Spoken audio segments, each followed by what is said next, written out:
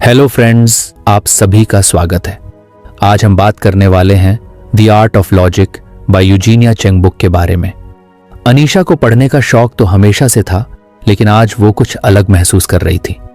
उसके हाथों में एक नई किताब थी, the art of logic, how to make sense in a world that doesn't, जो उसने पिछले हफ्ते ऑनलाइन ऑर्डर की थी। यूजीनिया चेंग की लिखी इस किताब के बारे में उसने सुना था कि यह सिर्फ गणित की किताब नहीं है, बल्कि सोचने और समझने की एक अलग ही दुनिया को खोलती है। किताब का कवर सिंपल था, लेकिन उसमें एक अजीब सा आकर्षण था, जैसे कि वो उसे पुकार रहा हो। रविवार की सुबह थी, बाहर हल्की ठंड थी और अनीशा ने अपनी फेवरेट कॉफी का कप उठाया और बालकनी में रखे आरामदायक कुर्सी पर बैठ गई। वो अक्सर कहती थी, अच्छी किताब के लिए सही माहौल जरूरी है। बालकनी के सामने फैले पेड़ों और दूर तक दिखने वाले शहर के नज़ारे के बीच उसने किताब का पहला पेज खोला। किताब का पहला चैप्टर था understanding the nature of logic. उसने कुछ चौंकते हुए सोचा, लॉजिक मतलब ये तो बस दिमागी एक्सरसाइज जैसा कुछ होगा, है ना? लेकिन जैसे जैसे वो पढ़ने लगी, उसे एहसास हुआ कि ये चैप्टर तो उसके पूरे सोचने के तरीके को बदलने वाला है। यूजीनिया चेंग लिखती हैं कि लॉजिक सिर्फ नंबर्स या मैथमेटिक्स तक सीमित नहीं है। ये एक तरीका है जिससे हम किसी भी आर्गुमेंट को एनालाइज कर सकते हैं। ये सुनकर अनीशा को अपने कॉलेज के दिनों की याद आ गई, जब वो और उसकी दोस्त पल्लवी जेंडर इक्वालिटी पर बहस कर रहे थे। पल्लवी का मानना था कि समाज कभी पूरी तरह से बराबरी का नहीं हो सकता, और अनीशा उसे समझाने की कोशिश कर रही थी कि बदलाव हमेशा छोटे कदमों से शुरू होता है। लेकिन वो दोनों अपनी अपनी बात पर अड़े थे। किताब ने समझाया कि लॉजिक का मतलब है सवाल पूछना। अगर मैं उस दिन पल्लवी से सवाल पूछने की बजाय बस अपनी बात साबित करने पर फोकस न करती, तो शायद हमारी बातचीत और गहरी हो सकती थी, उसने खुद से कहा। चंग लिखती हैं कि लॉजिक हमें हकीकत से कुछ हटकर सोचने की ताकत देता है, ताकि हम किसी भी इशू को साफ और क्लियर तरीके से देख सकें। उसने पढ़ा, Logic allows us to abstract from reality, so we can focus on what's important without getting lost in irrelevant details. ये लाइन उसके दिमाग में गूंजने लगी। कितनी बार ऐसा होता है कि किसी आर्ग्यूमेंट के दौरान हम irrelevant चीजों में उलझ जाते हैं और मेन पॉइंट को खो देते हैं। उसने खुद से पूछा, क्या मैंने कभी किसी से बहस करते वक्त ये सोचा कि वो मुझसे क्यों डिसएग्री कर रहे हैं? क्या मैं उनकी बात को सही तरीके से समझ पाई हूं? जवाब अक्सर नहीं ही था। उसे एहसास हुआ कि बहस में जीतने से ज्यादा जरूरी है कि हम उस इंसान की सोच को समझें। अनीशा को किताब के एक हिस्से ने और भी ज्यादा झकझोरा, जब चंग ने लिखा कि लॉजिक को इस्तेमाल करना हमें कंट्रोवर्शियल टॉपिक्स जैसे जेंडर इक्वालिटी या रेसिज्म पर मीनिंगफुल डिस्कशंस करने के लिए इक्विप कर सकता है। उसने सोचा कि आजकल सोशल मीडिया पर कितनी बार लोग बिना सोचे समझे एक दूसरे पर अटैक्स करते हैं और ऐसी बहसों का कोई रिजल्ट नहीं निकलता। शायद इसकी वजह यही है कि लोग अपनी फीलिंग्स को ही पूरा सच मान लेते हैं। किताब के इस हिस्से को पढ़ते पढ़ते अनीशा की कॉफी ठंडी हो गई थी, लेकिन उसे इसका होश ही नहीं था। उसके दिमाग में एक ख्याल आया, अगर लॉजिक हमें हकीकत से कुछ दूर जाने की सलाह देता है, तो क्या इसका मतलब है कि हमें हमेशा प्रैक्टिकल नहीं होना चाहिए? उसने खुद को ही जवाब दिया, शायद नहीं। इसका मतलब है कि हमें किसी भी समस्या को देखने के लिए एक न्यूट्रल पर्सपेक्टिव अपनाना चाहिए। उसने खुद को इमेजिन किया कि अगर अगली बार ऑफिस में किसी मीटिंग के दौरान कोई हीटेड डिस्कशन हो, तो वो कैसे लॉजिक का इस्तेमाल कर सकती है। शायद मुझे हर किसी के पर्सपेक्टिव को समझने की कोशिश करनी चाहिए, बजाय इसके कि मैं अपनी बात को सबसे ऊपर रखूं। किताब में आगे लिखा था कि लॉजिक का सबसे बड़ा फायदा है कि ये हमें इमोशनल बायसेस से बचने में मदद करता है। अक्सर जब हम किसी बात से इमोशनली जुड़े होते हैं, तो हम गलत या इरेलीवेंट आर्ग्यूमेंट्स पर भी विश्वास कर लेते हैं। अनीशा को याद आया कि पिछले महीने उसने एक फिल्म देखी थी, जिसमें मुख्य किरदार ने अपनी जिंदगी के हर बड़े फैसले में सिर्फ अपने इमोशंस को माना था। आखिर में उसकी जिंदगी बिखर गई थी। उसने सोचा, क्या उस किरदार की जिंदगी बेहतर हो सकती थी अगर उसने अपने डिसीजंस में लॉजिक को भी शामिल किया होता? अब तक वो किताब के पहले चैप्टर में ही थी, लेकिन उसके दिमाग में इतनी बातें घूमने लगी थीं कि उसे लगा जैसे उसकी सोचने की क्षमता का दायरा बढ़ने लगा हो। उसने किताब को धीरे से बंद किया और बाहर पेड़ों की ओर देखा। उसकी निगाहें खिड़की के पार थीं, लेकिन दिमाग किताब के उन शब्दों में खोया हुआ था। उसने सोचा, अगर मैं ये सब चीजें अपनी जिंदगी में लागू कर सकूं, तो शायद मैं कई ऐसी चीजों को बेहतर तरीके से समझ पाऊंगी जिन्हें मैं अब तक सिर्फ एक तरफा देख रही थी। अनीशा ने अपने फोन पर नोट्स बनाने शुरू कर दिए। उसने लिखा, 1. Logic is about asking the right questions, not just giving the right answers. 2. Remove emotions while analysing important decisions. 3. Understand others perspectives before forming an opinion. ये 3 पॉइंट्स उसने खुद के लिए बनाए थे ताकि वो उन्हें अपने रोजमर्रा के जीवन में लागू कर सके। लेकिन ये बस शुरुआत थी। उसने महसूस किया कि ये किताब उसे सिर्फ लॉजिक के बारे में नहीं, बल्कि खुद को बेहतर समझने के बारे में सिखा रही है। उसने मन में ठाना कि अगला दिन ऑफिस में वो एक छोटे से एक्सपेरिमेंट के तौर पर लॉजिक को अपने डिस्कशंस में शामिल करेगी। उसे लगा जैसे ये किताब सिर्फ पढ़ने के लिए नहीं है, बल्कि इसे जीने के लिए है। उसने खुद से कहा, यह तो बस पहला लेसन था, पता नहीं आगे क्या क्या सीखने को मिलेगा। अगले दिन का सूरज कुछ खास नहीं था, वही ऑफिस जाने की भाग दौड़, वही रोजमर्रा के काम। लेकिन अनीशा के दिमाग में अब भी वो किताब और उसके पहले चैप्टर के सबक घूम रहे थे। उसने सोचा, लाइफ में कुछ और ऑर्गेनाइज सोचने की जरूरत है।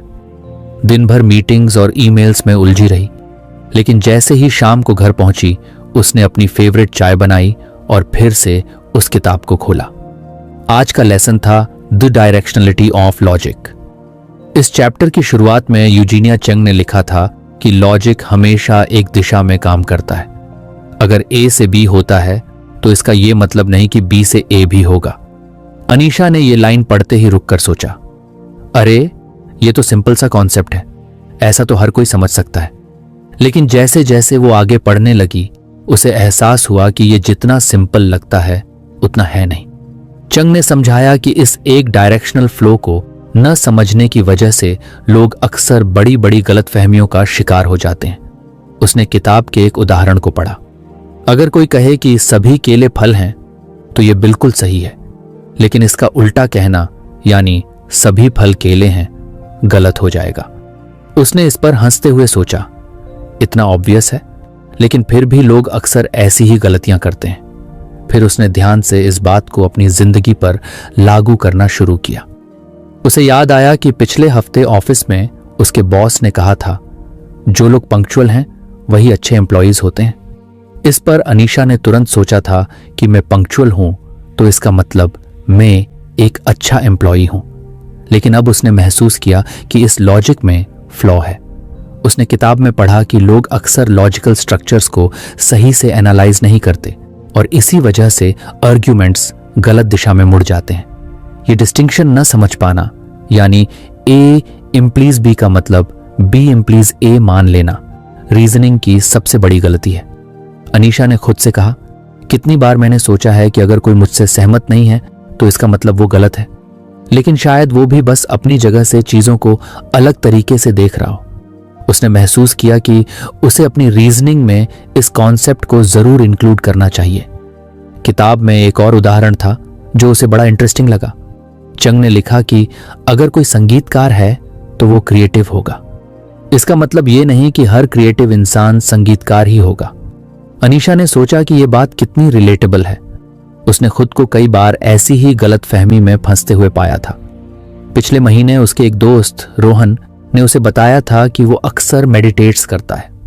अनीशा ने तुरंत मान लिया था कि रोहन जरूर मेंटली सॉर्टेड होगा, लेकिन बाद में जब उसने देखा कि रोहन भी स्ट्रेस से जूझ रहा है, तो उसे लगा कि शायद उसने रोहन को सिर्फ एक सिंगल ट्रेट के आधार पर जज कर लिया था।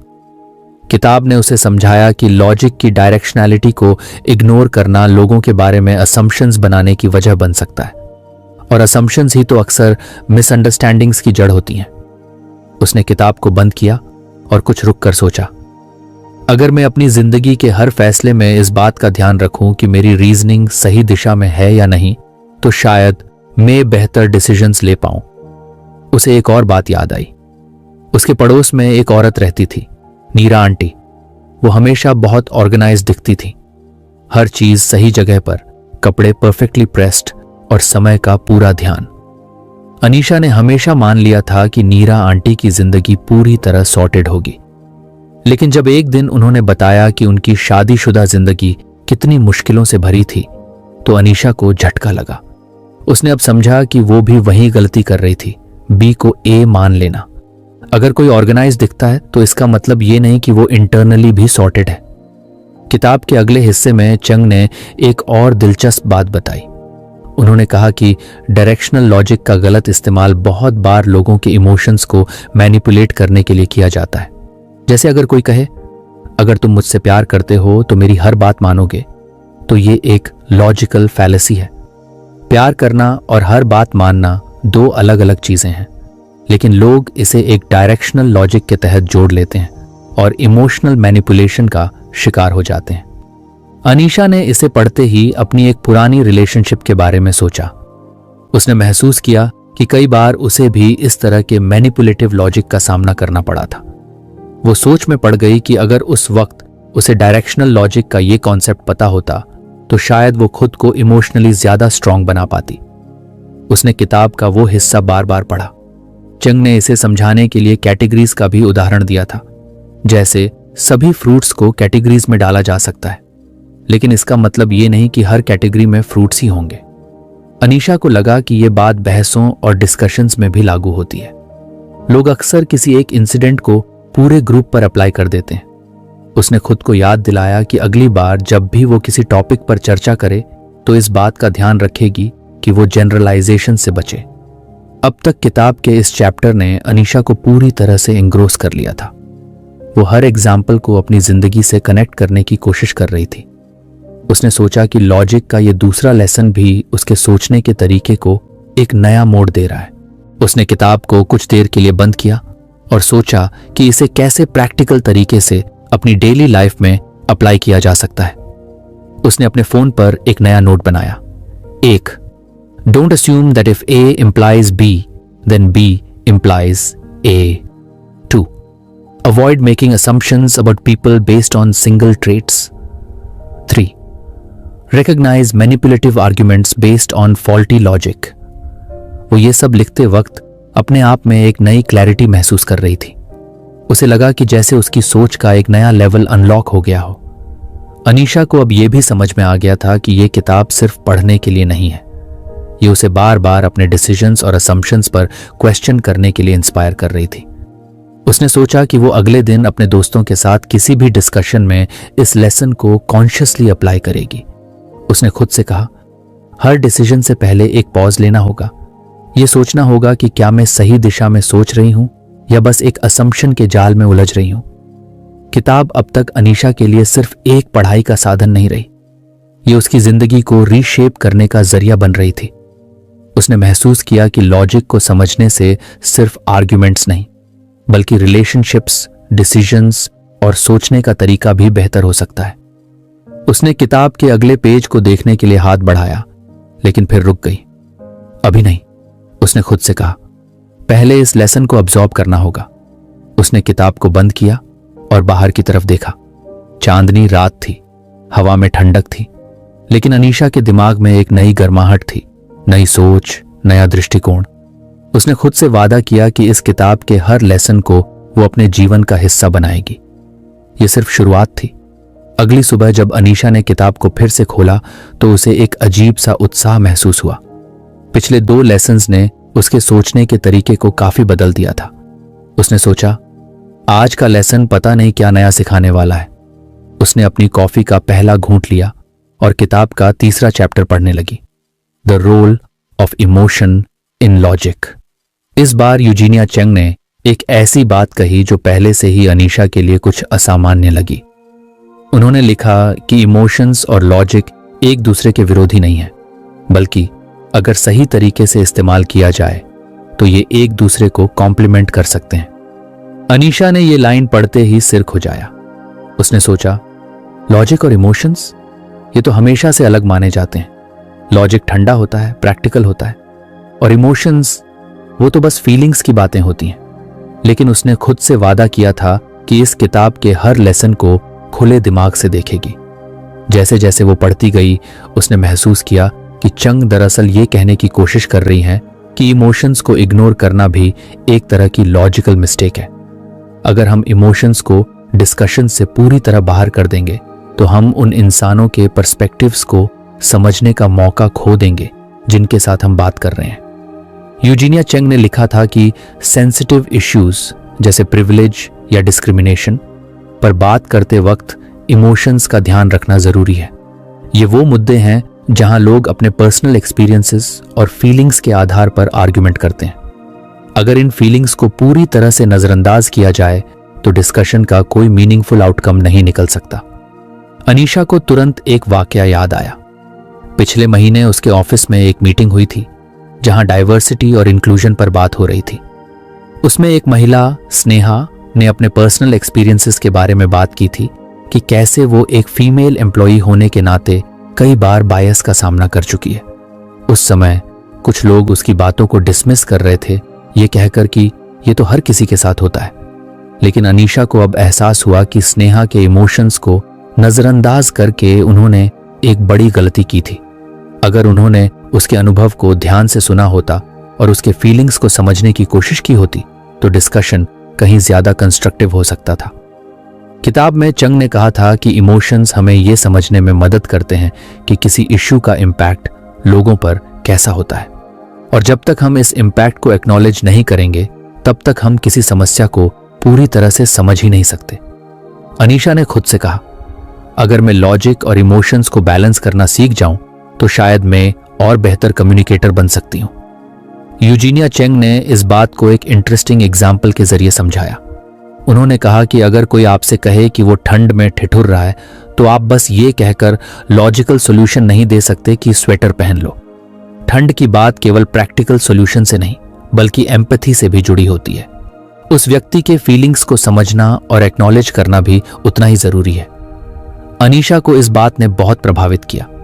उसने महसूस किया कि कई बार वो भी डिस्कशंस में दूसरों के इमोशंस को नजरअंदाज कर चुकी थी।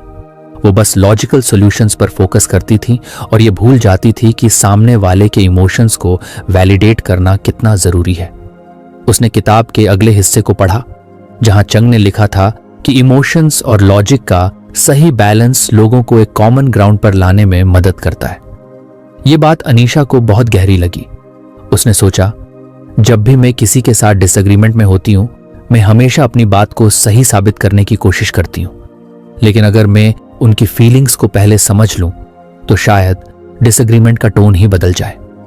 किताब में एक और बात लिखी थी जो अनीशा को बहुत इंटरेस्टिंग लगी। चंग ने कहा था कि इमोशंस डिस्कशंस को डीरेल कर सकते हैं, लेकिन अगर हम उन्हें सही तरीके से हैंडल करें तो वो डिस्कशंस को एनरिच भी कर सकते हैं। अनीशा को याद आया कि एक बार उसके दोस्त करण ने उसे बताया था कि वो अपनी नौकरी से बहुत अनहैप्पी है। उस वक्त अनीशा ने उसे प्रैक्टिकल एडवाइस दी थी, नई नौकरी ढूंढ लो और क्या। लेकिन बाद में करण ने उससे कहा था कि उसे ऐसा लगा जैसे अनीशा ने उसकी फीलिंग्स को पूरी तरह से इग्नोर कर दिया। अब उसे समझ आया कि करण को उस वक्त सिर्फ एडवाइस नहीं बल्कि एम्पैथी चाहिए थी।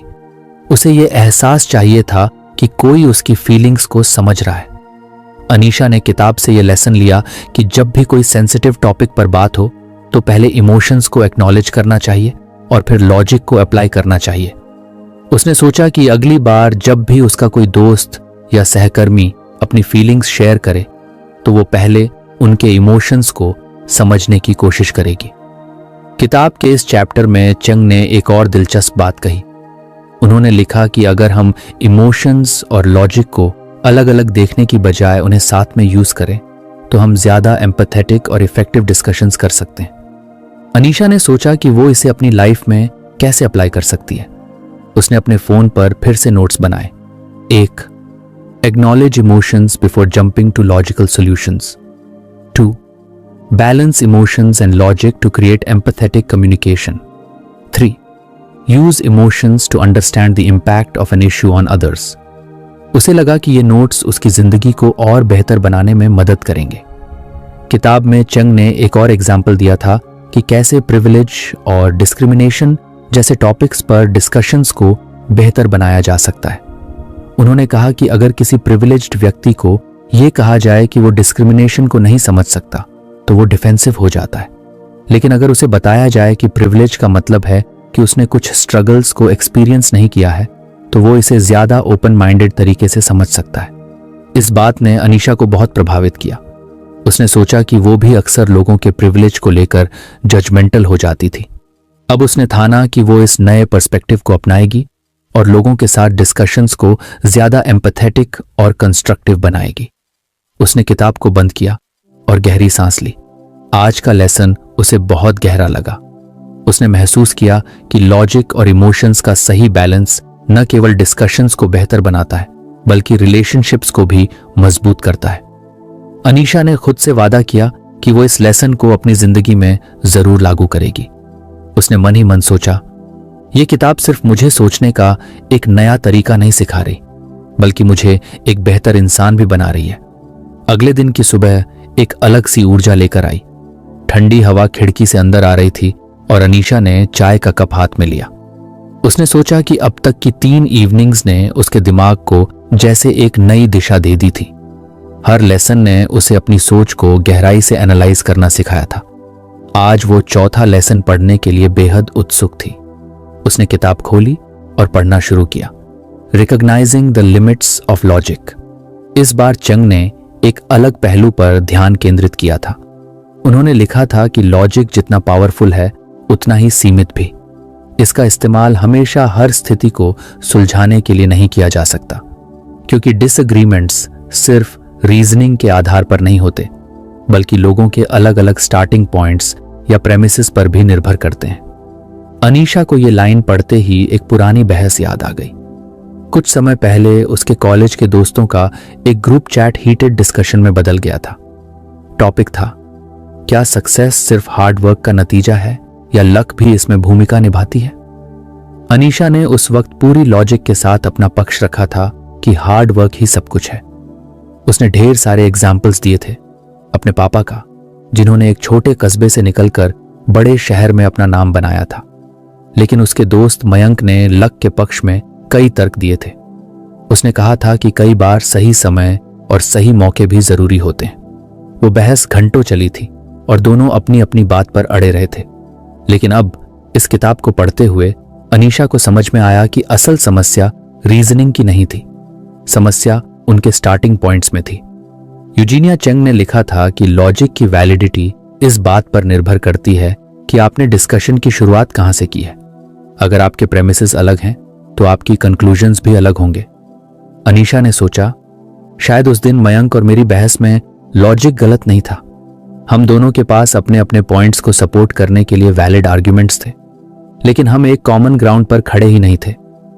किताब में चंग ने कहा था कि डिसएग्रीमेंट्स को समझने के लिए यह जानना जरूरी है कि दूसरे व्यक्ति के प्रेमिसेस क्या हैं। बिना यह समझे आप बस अपने अपने लॉजिक को लेकर लड़ते रहेंगे। अनीशा को यह बात इतनी प्रैक्टिकल लगी कि उसने तुरंत अपनी नोटबुक निकाली और लिखा, 1.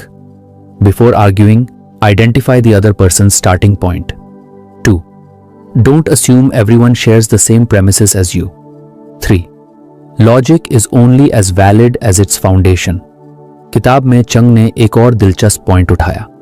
उन्होंने कहा कि लॉजिक का एक और लिमिटेशन ये है कि ये इमोशंस या वैल्यूज को पूरी तरह से नहीं एड्रेस कर सकता। किसी इश्यू पर आपकी लॉजिकल रीजनिंग कितनी भी सही क्यों ना हो, अगर सामने वाले की वैल्यूज या प्रायोरिटीज अलग हैं, तो वो आपकी बात से सहमत नहीं होगा। अनीशा ने इसे अपने ऑफिस के एक इंसिडेंट से जोड़ा। एक बार उनकी टीम में एक प्रोजेक्ट पर डिबेट हो रही थी कि कस्टमर सेटिस्फैक्शन पर ज्यादा फोकस करना चाहिए या प्रॉफिट मार्जिन्स पर। अनीशा ने कस्टमर सेटिस्फैक्शन के पक्ष में बहुत सारे लॉजिकल पॉइंट्स दिए थे, लेकिन उसकी टीम के कुछ लोग प्रॉफिट मार्जिन्स को ज्यादा अहम मानते थे। अब उसने समझा कि उस बहस में भी असल समस्या लॉजिक की नहीं थी, समस्या वैल्यूज और प्रायोरिटीज की थी। यूजीनिया चेंग ने इस चैप्टर में समझाया कि लॉजिकल डिसएग्रीमेंट्स को सॉल्व करने के लिए यह जरूरी है कि हम अपनी रीजनिंग को दूसरे के पर्सपेक्टिव से देखें। अगर हम ये जान लें कि सामने वाला किस फाउंडेशन पर खड़ा है, तो शायद हम अपने आर्ग्यूमेंट्स को बेहतर तरीके से प्रेजेंट कर पाएं। अनीशा ने खुद से कहा, कितनी बार मैं अपनी बात को सही साबित करने के लिए बस अपने आर्ग्यूमेंट्स देती हूं, लेकिन शायद अगली बार मुझे यह समझने की कोशिश करनी चाहिए कि सामने वाला किस पर्सपेक्टिव से सोच रहा है। किताब में चंग ने यह भी कहा कि लॉजिक के लिमिटेशंस को एक्सेप्ट करना कोई कमजोरी नहीं है, बल्कि ये एक स्ट्रेंथ है। अगर आप ये मान लेते हैं कि लॉजिक हर समस्या का हल नहीं है, तो आप डिस्कशंस में ज्यादा ओपन माइंडेड और एम्पैथेटिक हो सकते हैं। इस थॉट ने अनीशा को एक नई क्लैरिटी दी। उसने महसूस किया कि वो अक्सर बहस में अपनी बात को जीतने के लिए लड़ती थी, लेकिन अब उसे समझ आया कि डिस्कशंस का मकसद जीतना नहीं, बल्कि एक दूसरे को समझना होना चाहिए। किताब के अगले हिस्से में चंग ने एक और एग्जाम्पल दिया।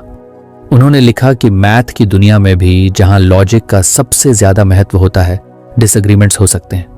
अगर दो मैथमेटिशियंस अलग अलग एक्सियम्स से शुरुआत करें तो उनके प्रूफ्स और रिजल्ट्स भी अलग होंगे। अनीशा ने सोचा, अगर मैथ जैसी प्रिसाइज फील्ड में डिसएग्रीमेंट्स हो सकते हैं तो इंसानी रिलेशनशिप्स और डिस्कशंस में क्यों नहीं।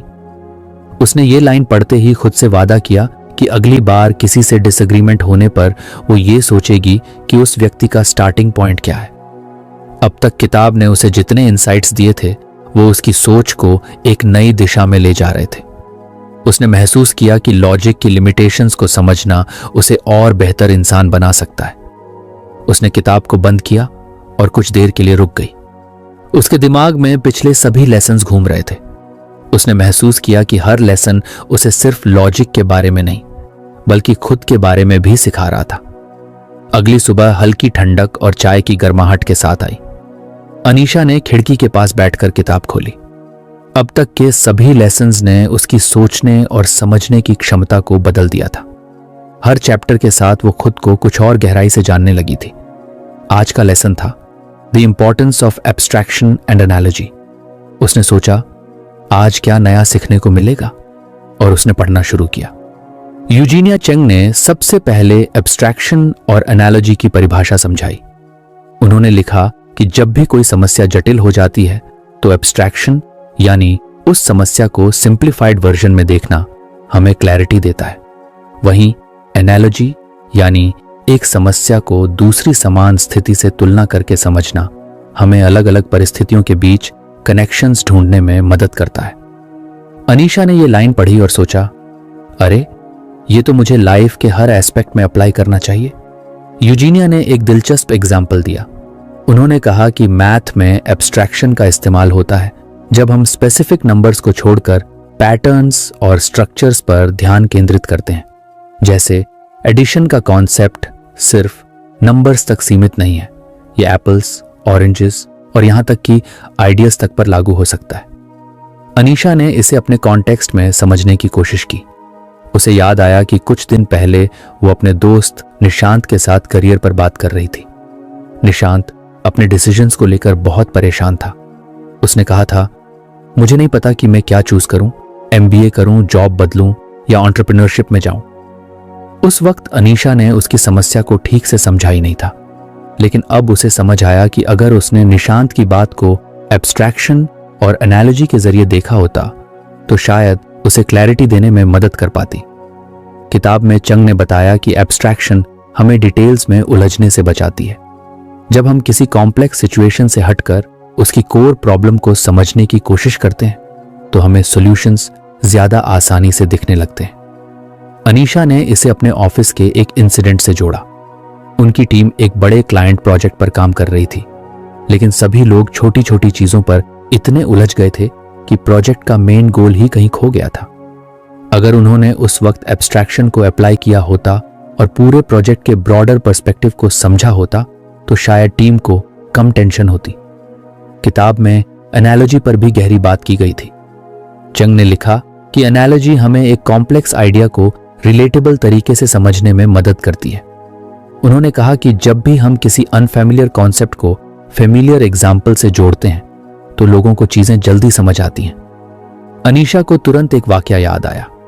कॉलेज में वो अक्सर अपनी रूममेट कृति को पढ़ाई में मदद करती थी। कृति को मैथ में प्रॉब्लम होती थी और वो हमेशा डरती थी कि वो इक्वेशंस को समझ नहीं पाएगी। एक बार अनीशा ने उसे क्वाड्रेटिक इक्वेशंस को प्लांट्स के ग्रोथ साइकिल के एनालॉजी से समझाया था, रूट्स को सीड्स के जैसे और सॉल्यूशंस को फुली ग्रोन प्लांट्स के जैसे। उसे याद आया कि कृति ने उस एनालॉजी के बाद क्वाड्रेटिक इक्वेशंस को समझना शुरू कर दिया था। और अब किताब को पढ़ते हुए अनीशा को एहसास हुआ कि वो उस वक्त अनजाने में एब्स्ट्रैक्शन और एनालॉजी का इस्तेमाल कर रही थी।